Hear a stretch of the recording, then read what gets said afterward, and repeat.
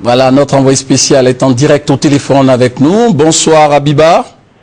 Bonsoir David. Alors Habiba, en quelques mots, faites-nous le point de cette deuxième journée. Une journée vraiment très riche. Abolin vient de le dire, vous venez de suivre le reportage.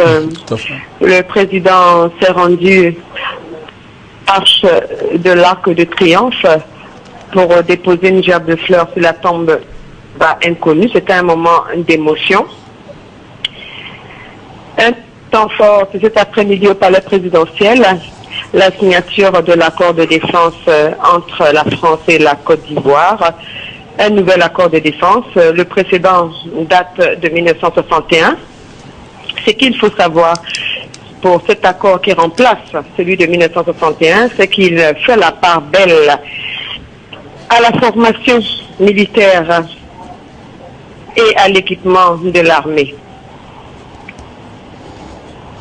Et cet accord sera ratifié par les parlements des deux pays. Un autre temps fort ce soir, David, si on a encore le temps, c'est le dîner d'État offert par le président de la République française et Madame Carla Bruni Sarkozy en l'honneur du président de la République et de son épouse Dominique Ouattara. Le président de la République a été accueilli dès 20h au pied du perron d'honneur par M. Laurent Stefanini, c'est le chef du protocole. Ensuite, par le président de la République et son épouse, Carla Bruni Sarkozy. Le président de la République, accompagné de son épouse, ont regagné ensuite le salon Murat de l'Élysée. Ce dîner a été marqué par un toast au cours duquel l'excellence des relations entre la France et la Côte d'Ivoire a été saluée. Et ce, depuis l'accession du président Ouattara à la magistrature suprême. Les deux chefs d'État ont formé des vœux pour le renforcement des relations entre leurs deux pays. C'est tout ce qu'on peut dire pour la journée d'aujourd'hui. Demain sera une journée riche également. Oui, le président est attendu au MEDEF. Le MEDEF, c'est le patronat français. Ensuite, il ira à l'hôtel de ville. Il aura une rencontre avec le Premier ministre français, François Fillon. Et une autre visite avec le président de l'Assemblée nationale. Alors Habiba, Accoyer. D'accord. Alors Habiba, est-ce que le chef de l'État prévoit rencontrer la communauté ivoirienne de France?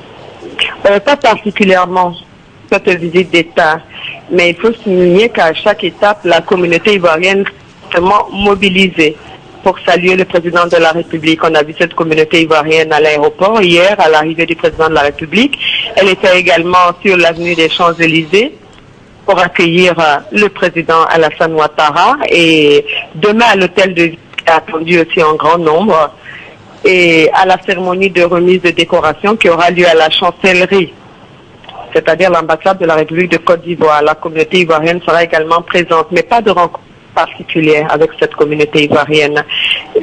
Et puis pour terminer, je signale que le président de la République quitte Paris demain soir, demain à 23h. Il doit prendre part au sommet de l'Union africaine. À Addis Abeba. À Addis Abeba. Voilà, merci Habiba.